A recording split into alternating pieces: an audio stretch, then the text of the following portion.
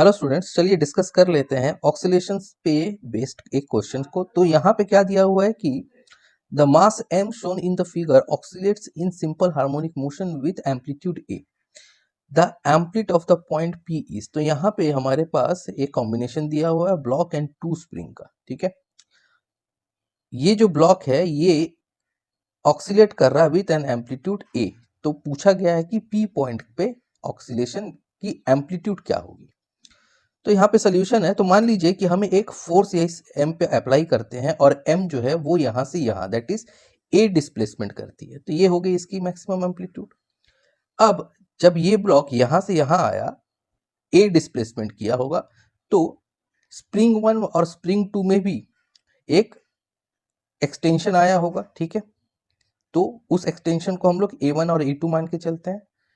ठीक है, तो यहां से हम लोग लिख सकते हैं a is equal to a1 plus a2, यानी ब्लॉक m का जो डिस्प्लेसमेंट हुआ है वो किसके बराबर है, स्प्रिंग 1 और स्प्रिंग 2 के एक्सटेंशन के बराबर। ठीक है, अब f जो m पे अप्लाई हुआ है वही f k1 और k2 पे भी अप्लाई होगा। तो यहां से मैं लिख सकता हूं f equal to k1 a1 spring की equation, similarly f equal to k2 a2। यहां से फिर मैं लिख सकता हूं a1 की वैल्यू कि a1 is equal to F by K one and a2 is equal to F by K two. ठीक है, तो यहाँ पे a1 और a2 की वैल्यू आ गई है मेरे पास in terms of force and spring constant. फिर a1 और a2 की वैल्यू को मैं सब्सटीट्यूट कर सकता हूँ इस वाली इक्वेशन में। तो यहाँ से जो a की इक्वेशन आ गई वो आ गई f into one by K one plus one by K to. इसे सॉल्व करने के बाद यहाँ से हम लोग f की इक्वेशन को निकाल सकते हैं इन टर्म्स ऑफ a।